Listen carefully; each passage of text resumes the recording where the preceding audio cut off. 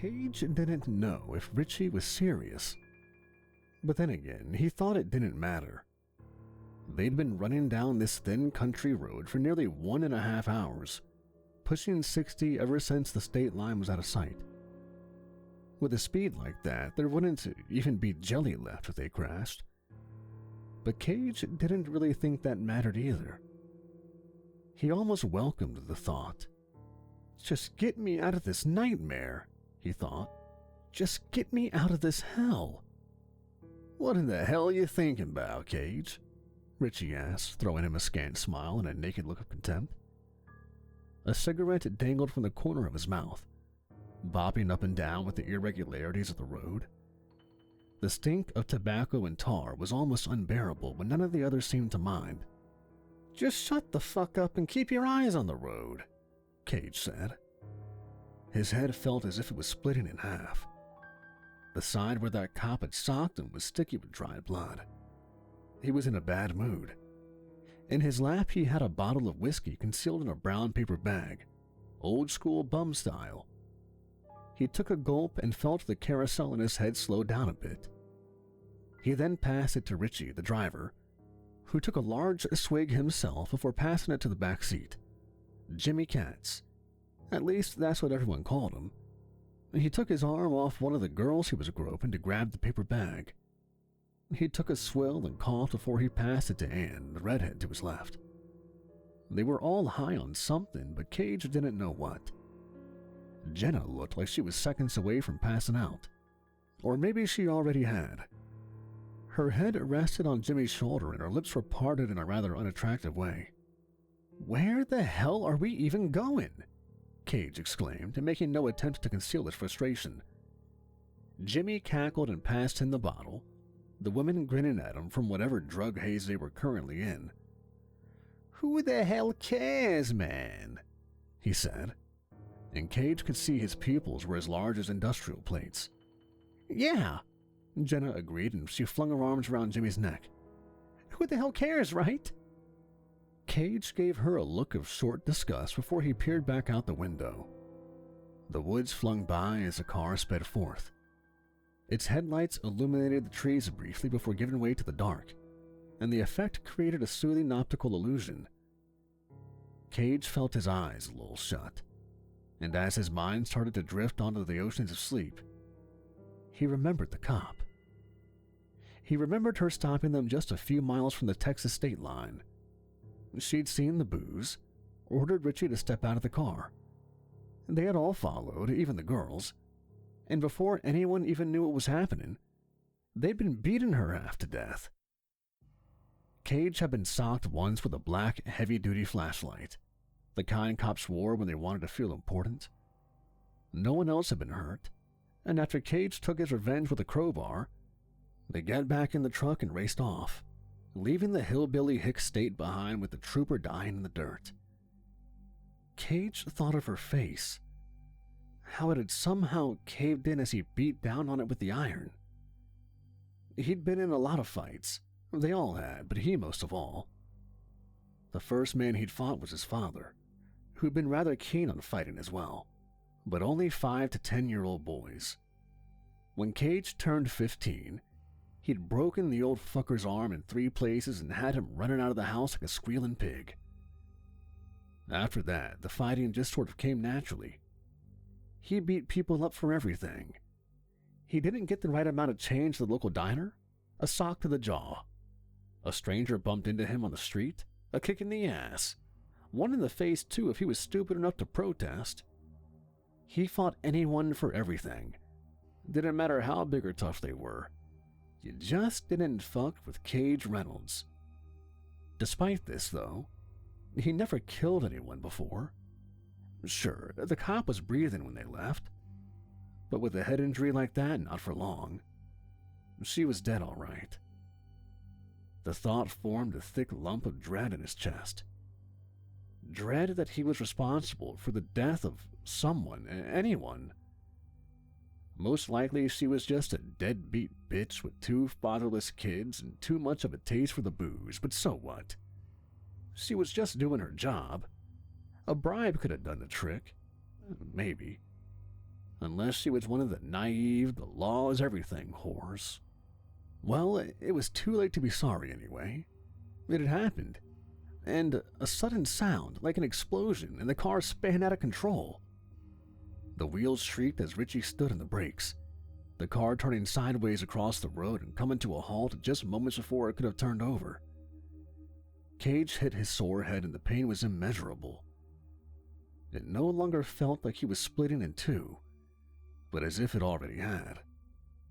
He felt as if in the next second he would be sitting with the two halves of his brain resting in his lap. "Holy shit!"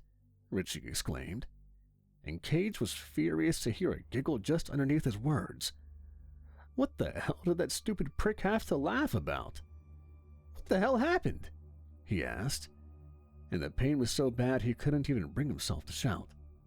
Flat tire. We hit a nail or something. I don't know. He opened the door and got out. Cage followed on trembling legs, feeling as if he'd stepped out of the car and into the sea. Nausea set in as soon as his maiden steps were over, and the wretched stink of burnt rubber didn't precisely liven up the day. He struggled to reach the ditch, but it was already too late. He bent over and left the steaming remains of his lunch on the worn road, adding another glorious smell to bless the area. What the hell, man? Richie yelled. And as if on cue, there was another retching sound of sick bowels from behind him. Jenna was on her knees on the other side of the car, pale like a bleak moonlight and in the process of spewing scrambled eggs and coffee on the road. Hey, come on, Richie said, and the tired exasperation in his voice was thick enough to win awards. Guys, I don't feel too good, Jenna moaned, falling on her side next to her mess and curling up into a shivering ball. Cage didn't have time for them. As soon as his legs stopped trembling, he went around to the back of the car. He flung the trunk open, removed the hatch to the spare wheel compartment, and blinked at what he saw. There was a white plastic bag splotched with blood. The crowbar was inside, the chosen murder weapon used to escape a charge of drunk driving. There was nothing else, though. He slammed the trunk shut and turned his ever-rising fury on Richie. How the hell can you drive around without a spare? Now we're stuck here in the ass end of nowhere, you piece of shit. His face had flushed with a bright red, and spittle was flying from his lips as he yelled. He wanted to take it all out on Richie, and blame him for the cop and for this entire nightmare. Yet he knew he couldn't. It wasn't really Richie's fault. Even the spare tire wasn't his fault. How could he have known they were going to get a flat out here? His reasoning didn't catch up to him yet, though. He was half a second away from using his fists to relieve himself of all that shit clogging up his brain pipes when Jimmy said, "Shut up a moment." He'd gotten out of the car and was still holding Ann. You guys hear that? Cage was just about to tell him off, but then he heard it too. There was something moving around in the woods. Leaves were scuffled by heavy feet. Branches snapped and bushes were rattled. It sounded like a very large man who didn't mind announcing himself as tumbling around in the underbrush. Who goes out there? Richie yelled, and even the rebounding echo carried his trembling anxiety back with it. The darkness was too thick to reveal anything, and if it wasn't for the glaring headlights of the car, they would have been engulfed by the unsettling blackness. It's just a fucking animal or something, Cage said, the explanation more for his own sake than theirs. The relief in his voice was palpable, but then Richie shot off the newest lovely idea. What if it's a bear or something? He asked. And if Cage didn't know any better, he'd bet the guy was close to tears. He was just about to open his mouth and tell him to get his act together when a shrill shriek echoed between the trees. It sounded like the voice of a young woman, screaming to the point where her throat was just about to burst. Cage felt his heart grow tired of its original place and move somewhere up its throat. The blood drained from his face and he actually thought he'd pissed himself a bit. Get in the fucking car, Jimmy screamed, abandoning Ann to force himself into the back seat. The others came after, Cage throwing himself in the passenger seat and Richie putting the pedal to the metal. The car screeched as it turned, leaning heavily on the flat tire and making a thunderous rumbling sound as it went. No one cared. Richie stood on the gas, barely having the time to switch gears, which sent the engine into a roar of disapproval. After a while, maybe 5 minutes of rushing down the narrow road, Richie calmed down. He brought the car to a slow roll and eventually stopped entirely. They just sat there in silence, and eventually Cage started laughing. Richie stared at him as if struck by thunder. Then he first smiled and soon was laughing as well. A moment later, they were all cackling like loons. They didn't stop until their eyes were teary red, their chests numb and hysteria leaked dry. "That fucking animal scared the shit out of me," Cage said, still smiling, and Richie answered it. "You're preaching to the choir, son," he said, and leaned back in his seat, panting. That's when Cage spotted the sign on the left side of the road. The text was faded and tested by hard weather, but still possible to make out. "Crawford Home Bed and Breakfast," Cage read out loud, his eyes squinting to make out the text. There was nothing odd about the sign, but as he read it, they all shared a brief chill of superstitious dread. "They may have a spare tire to sell or give away. If anything, they'll have a phone," Richie said, trying to sound nonchalant without fooling anybody. His voice quaked with unsettled nerves. Neglecting the opportunity of civilization was a stupid decision, but Cage had no wish to go there. As a matter of fact, his entire being told him to get out of the car and run for his damn life. Inhaling shakily and not knowing why, he said, "Yeah, let's go." Richie nodded and put his foot on the gas. The car moved unevenly and seemed to rock rather than roll, but they made progress. During all of this, no one saw the 6 shadowy shapes staring at them from the woods.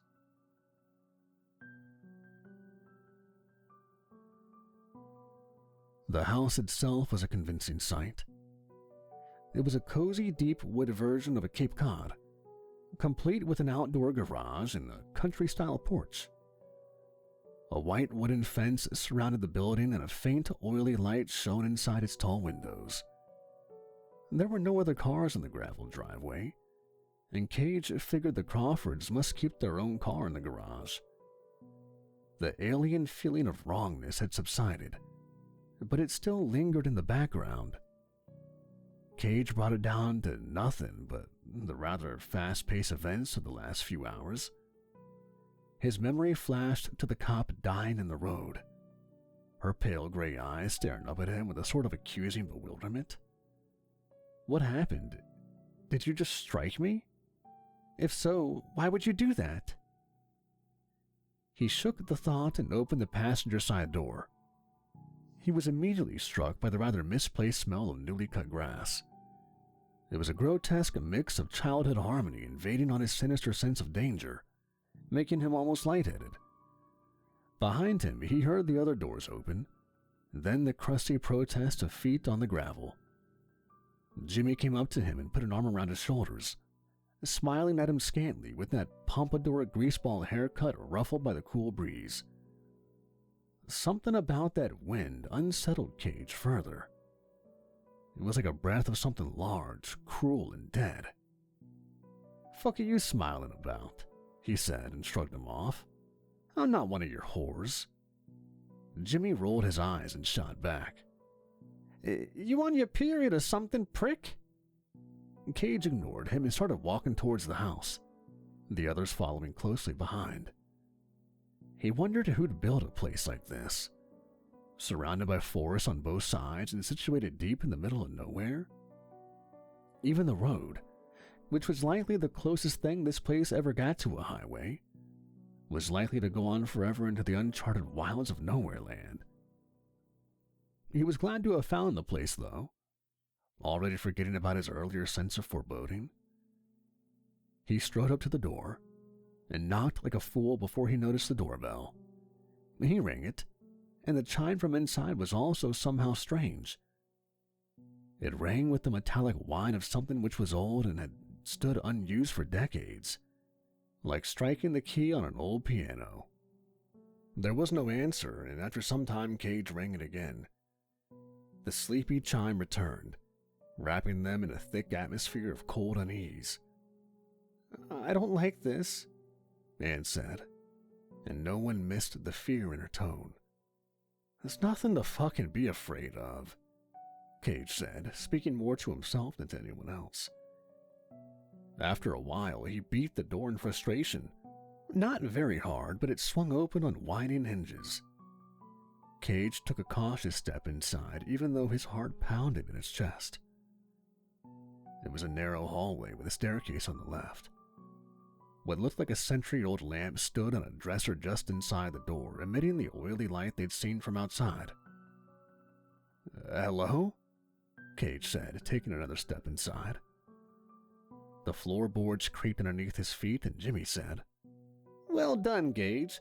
They didn't hear the doorbell, but they'll most surely hear your whispers." "Shut the hell up and don't call me Gage. You know I hate it," Cage roared at him. His cheeks flushed with anger. Jimmy threw up his hands in a "I give up" gesture and didn't say anything more. Cage took another step inside and looked around, haunted now by a fresh bout of misgiving anxiety. "Hello?" he yelled. And this time there was no doubt that if no one heard, the place was either empty or all the residents were dead. There was no answer. Cage forced the chills away and said determinedly, "All right, this place is dead. Let's spend the night. Tomorrow we can look through the garage for something to use." No one spoke up but Jenna, who held Anne's hand tightly in hers and seemed to sway on her feet somewhat. "Can't we just go?" her eyes pleaded to the group. But Cage knew the decision was up to him. Whether he or anyone else liked it didn't matter. He was the leader. It was one of those things that just sort of happened. He was a take-charge-and-run personality, which made others just fall in line. He ignored Jenna and stepped deeper into the narrow hallway. There was a musty smell about it, something which reminisced of old timber and dusty attics. Still, the place looked fresh. The floorboards were of a dark oak, elegantly veined and looking pleasantly antique. Them and the vintage appearance of the furniture made him sure this was the home of an elderly couple. Made sense, he supposed. Old people living out here in the bushes must lack for company, so why not find it in strangers and get paid while you're at it? While Cage, Jimmy, and Richie went upstairs, Anne took Jenna by the hand and led her to a door in the far end of the hallway. It opened upon a medium-sized living room, complete with a fireplace and old leather couches. A gramophone stood on a desk in the left corner along with a neat collection of old photos. Jenna stepped inside first, looking like a girl in a dream. She moved slowly, as if sleepwalking, her fingers coming up to trail along the pictures on the walls, humming softly to herself. Anne wondered just how much X she'd been doing. For the moment, neglecting to remember she'd been pretty shit-faced herself. She strode cautiously across the room, reaching the fireplace and taking up one of the photos placed on the mantelpiece. "Mom and Benny," the picture said, and it showed a black and white photograph of a young woman in her 30s petting a large black dog. The picture looked as if it had been taken sometime in the late 40s or early 50s, and to Anne's surprise, she noticed there was a rather thick sheen of dust covering the display. "Jen, I don't think anyone's been here for some time," she said thoughtfully, but when she spun around, she was alone in the room. Opposite to the hallway and next to the desk with the gramophone, a door stood ajar. She couldn't make out what was inside. The darkness was just too thick. but the sight of that wall of blackness made her more than just uneasy. It lit a panicked flame of cold dread somewhere inside her chest, and she felt a longing for the bleak light in the hallway. She swallowed, trying to gather her courage by thinking she might just be a little too old to be afraid of the dark. Then again, this didn't feel like something that simple. It was not like being haunted by that anxious notion that someone or something may be waiting beyond the borders of what you could see. This was the heart-curdling terror you felt when you were walking around the woods and saw a bear approaching in the distance. It was the sheer and simple instinct of preservation telling her to put her fucking legs to use and get the hell out. Away, just away wherever and never come back. Of course, like in most such instances, two natural forces collide, fought, and one prevailed. In this case, it was human curiosity, mixed with the simple pattern of the taught knowledge that darkness couldn't hurt you. Anne proceeded forward. The open door loomed in front of her, silent and ominous like the gaping mouth of a hungry beast. As she came closer to the door, she became aware of a rank smell. It wasn't unbearable, but it wasn't very pleasant either. It reminded her of when she'd been a child, those golden days in her hometown, where she and the other kids on the block used to catch bugs and place them in little jars. Like all kids, as soon as the game was over, they dropped the jar somewhere and forgot about it. One time she'd found one of those jars, almost covered in dirt and concealed behind the shed in the backyard. At the bottom of the jar, magnitudes of dead insects had gathered in some sort of goo, a yellow liquid of some stuff she didn't even want to think about, not even then when she was 6 or 7 years old. Then, too, her curiosity had prevailed, and she had opened the jar. The stink which had come out was exactly like that which emanated from the inside of that ominous door. Still, it was faded and not at all as strong. Her throat was too dry to let her make any sounds, but even if she could, she didn't think she would have. She stepped through the door, and she immediately became aware of a cool chill creeping up her back. It was like stepping into a cellar, but the room was so dark she couldn't make out anything inside. Her eyes did adjust, though, and she could suddenly make out something in the distance. It was the human shape of someone standing against the far wall. She couldn't make out any features, but then again, she didn't think she'd need to. She knew who it was. As she approached it, the smell became heavier. It seemed to surround her now, thick like a blanket of dead things, and she put a hand in front of her mouth and clamped down on her nose. She eventually reached what had been standing just against the wall, but she never found Jenna. The building had 6 bedrooms. This was something Cage, Jimmy, and Richie had investigated thoroughly on the 2nd floor. Each room was just what you would expect, situated on rows of 3s on each side of a narrow hallway. It was neat, cozy, and old. Everything was old. The 3 talked about it later, and all agreed that not a single piece of furniture could have been younger than the 40s, some around the 50s, but it was all vintage and worn in a loving way. Cage got into one of the rooms and closed the door. He felt his day of exploration was over. All he really wanted to do was take something for his head and sleep. His muscles ached, or rather, everything ached. The room was small, just large enough to fit a bed and a dresser, upon which an old mirror was situated. He trailed his hand over the wall on the side of the door, searching for the light switch, but there was none. So far, they'd used their phones to navigate the area, but he wondered about the lack of electric lights. He spotted a candle on a nightstand next to bed and walked over to light it. Sure, a brilliant flash of modern ceiling lights would have been preferable, but you took what you could get. As small as the room was, the candle managed it just fine. Just when he lit it, though, His peripheral vision caught a glance of something which shoved his heart right down his stomach before filling it with ice. There was a shape on the bed, or at least he thought so. The shape of someone or something sitting on the other side. Their back turned towards him, and gaze staring endlessly into the wall. Cage spun around, a mask of fear contorting his face and a scream being born in his throat. There was nothing there. The room was empty and he exhaled deeply. His heart was still racing in his chest, but he paid it no mind. Just a trick of the shadows. Just his imagination, that was all. He sighed and fell backwards, feeling his muscles melt away as they relaxed. He groaned and allowed himself to close his eyes for a moment. It was heaven, absolutely heaven. And before his mind had even the time to slow down, he was sleeping. Jimmy didn't hear what Richie said, but he honestly didn't care. He found the old place neat, actually kind of awesome.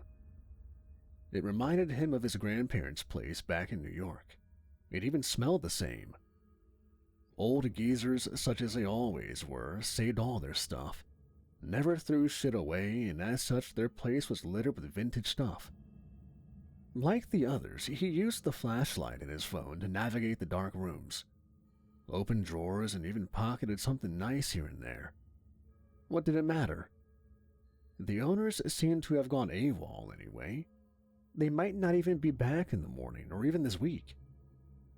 He smiled his scant smile as he went from room to room, pocketed a nice-looking porcelain figure here, a silver spoon there, or something else which caught his eye. He stopped once to check his face in one of the mirrors and ran a hand through his jet-black hair. He winked at his reflection. What a good-looking guy he was, honestly. He was going to bring both Jenna and Ann up here together and let them tell him that as he screwed them. He hoped Cage would hear them moan. He always got pissed. Well, in truth he got jealous, but he got pissed because he knew it. When Jimmy was about to leave for the first floor again, he noticed something odd. The wall panel was slightly ajar, and a cold breeze came through it. He put his finger in the crack and opened it. Realized it wasn't the wall panel at all, but a door. A dusty staircase dwelt behind it, and he realized it was the way to the attic. "Neat," he exclaimed, smiling the way he always did, and traversed the stairs. He didn't hear the door close behind him. On top of the stairs was another door, or rather, a thin board of wood attached to a pair of hinges. He pushed it open with one hand, and it whined quite forlornly, the rusty hinges almost screeching. The walls were thin here, and he could hear the wind whining outside. It was an eerie tune, as if the world had gained a spooky voice. Jimmy didn't mind, though. He liked spooky, liked feeling a bit creeped out. As he shone his light around the room, he wasn't disappointed. It was full of old toys, and not just toys which had been put in neat boxes or scattered around the area. No, the room was set up as if someone was ready to play, but a silky sheet of cobweb covered them. It was a child-sized table with 4 small chairs around it. In each chair, a doll had been put, presumably to serve as guests, and the scene sure did a number on Jimmy. The thought that they had all been sitting here for 20 or even 30 years, left exactly the way some kid abandoned them decades ago, was a thought which sent chills down his spine. "Just a fucking kid's toys, Jimmy," he said, trying to swallow his unsettled dread. He strode past the toys to explore deeper in the attic. As he passed the little table, a sense of real terror seeped into his heart. It was impossible to explain just how he felt it, but he got the notion as if he'd been invited to look at something, but he had disobeyed the rules. He'd walked right onto enemy territory. He tried to smile and shake the feeling, telling himself he was a tough son of a bitch and he sure as hell wasn't afraid of nothing. As if in defiance to the creeps, he put his phone down on the floor and started going through an old box. He uncovered an old diary which immediately caught his attention. He was just about to look through it when the light vanished. His heart stopped in his chest, and he sat there in the pitch blackness, unable to see even his hand in front of his face. He took a deep breath and reached for the phone. His fingers trailed over the floor, but they found nothing but dust. "What the hell?" he said, feeling tears welling up in his throat. He'd never been so scared in his whole life. That's when the sound came. It was something from the deepest pit of his nightmares, born from the hell of his subconscious and manifested in the physical world. It was the sound of something very heavy being dragged across the floor, or in this case, up the stairs. It slammed against each step, creating a heart-curdling thump every time. It came closer, approached the attic, and soon he heard the thin wooden door creak open. It did so slowly, as if whatever was on the other side was in no particular rush. Jimmy felt a warm wetness within his pants, and he realized he'd soiled himself. He was shaken, each breath strained and escaping him in short gasps. The heavy dragging began again, this time inside the attic. There was a heavy, pounding step, and then came the sound of something slipping across the floor. Jimmy couldn't make out what it was, just that it was heavy. "Richie?" he whispered. But his throat was so clogged up he only managed a thin wheeze. The dragging came closer, and the pounding step had vanished. Now there was only the drag and the slip. Drag, slip. Drag, slip. Drag, slip. Soon he could feel the vibrations from whatever was approaching the floor. That's how close it was. This is where his mind gave in, where it decided to have mercy on his straining sanity. He managed to make out the faintest shape of something moving in the pitch-black darkness. And then he fainted. Cage awoke to the rumble of thunder. He had no idea how long he'd been asleep, not even where he was. He took a deep breath, and the air felt stale and wrong on his tongue. He sat up, the bed springs creaking lightly, and suddenly he was aware that something was very off. When lightning cracked, he saw what? The room which lit up was not the same he'd fallen asleep in. Or rather, it was not the same version. Thick cobwebs hung in the corners, uncomfortably heavy with black spiders. The window looked as if it had been first bashed to pieces and then rotted apart. It was cracked inwards, the glass broken and scattered over the bedroom floor. A heavy blanket of dust covered it, dust which seemed to have been undisturbed for at least 5 decades. Confused and out of his mind with bewildered fear, he made the mistake of looking to his right. The lightning cracked again, and the pale, leering face of an old woman stared into his. Her eyes were wide and round, insane and hollow. Her wrinkled skin seemed as if it was just about to snap, stretched to its limit as the smile seemed to make up at least half of her face. She was there for a very brief moment, before the lightning left him in the dark. Somewhere, as the seconds passed by in a slow, tumbling motion, he became aware that he was screaming. He couldn't even hear it at first. Couldn't even hear the window crack as he backed into it, the rotten wood give way and the air rushing past his ears as he fell. He was aware of the chill, but all other sensations had been lost on his way to hell. He crashed onto the muddy gravel, hard, a numbing pain shooting through his entire body. He was aware something had snapped, but only far away in the back of his mind. He stared at the house, and that was when the final strings let go and his sanity plummeted into the void.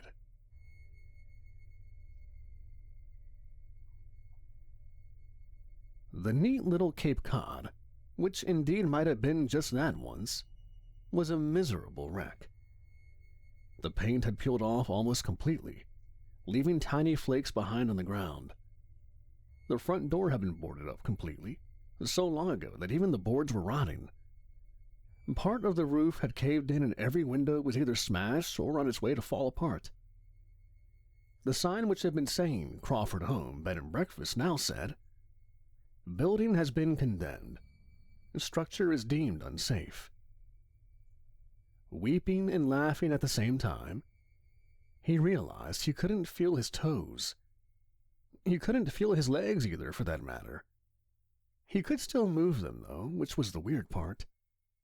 If he'd snapped his spine, he should have been basically just a head on a stick, not much more. He realized his arms were numbing off as well, but before they did, he managed to feel his way down his body.